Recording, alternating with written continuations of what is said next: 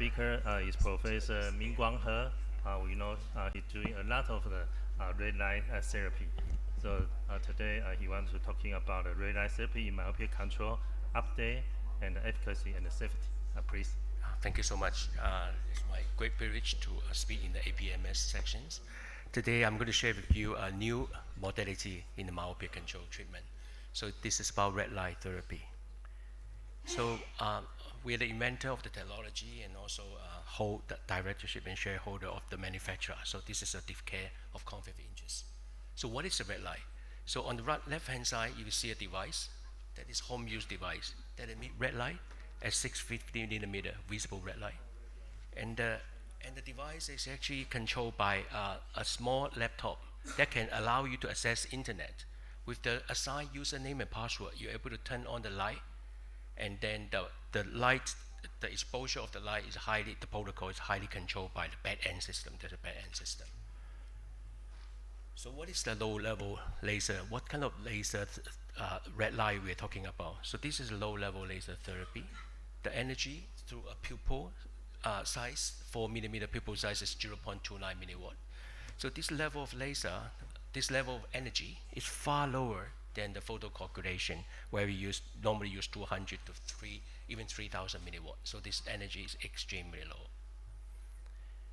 So the protocol is that you have to have the red light treatment at home twice a day. In each section is about 3 minutes. You got to use it, the red light, for at least 5 to 7 days in a week. So that's a treatment protocol. So at the end of 2021, we published the efficacy data on the randomized control trial. So this is 1 year randomized control trial conducted in China. So in the clinical trial, we demonstrate that in terms of when we use axial lens as a primary outcome, the red light is able to control almost 70% of the axial elongation. Another more interesting observation from the clinical trial is that the higher degree of myopia at baseline, you actually receive a better treatment benefit. As you can see, when you compare the treatment at the control and the treatment arm, the difference is bigger for higher degree of myopia. So this is against other treatment modality like low-dose atropine ortho-K, where you normally found lower treatment benefits among the higher degree of myopia or more progressive myopia. So the secondary outcome also demonstrates similar effect, like in terms of spherical equivalent progression. So 80% of the spherical equivalent control in this 1 year clinical trial, and greater treatment benefit was observed among the children with higher level of myopia. So this is really the first time in a myopia control trial we observe a substantial axial shortening. So this is axial shortening at a level of 0.05 millimeter or greater axial shortening. So this is beyond the measurement error on the IOL master. So this axial shortening is as common as 40% in a 1 month and also 20% in a 1 year follow-up visit. So this is also consistently observed in the spherical equivalent changes, where a hyperopic shift was observed in a substantial proportion or percentage of the myopia children. So we also have a privilege to ask the patient come back. This is one at the 24 months, like 2 years, to observe if there's any rebound effect.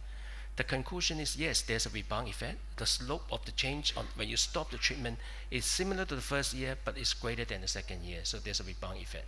So this observation suggests that you should not immediately stop the red light. You should stop the red light in a tempering protocol.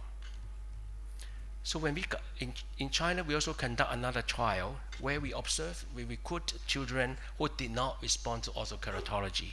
We randomize them to control, no red light, and with the red light. So when you add the red light in, so actually we observe there's no axial elongation anymore in majority of the study participants, which means we achieve the ideal situation where the children in the daytime, they don't have to wear any glasses, contact lens, because they're in the glasses-free situation, and then their myopia are fully controlled.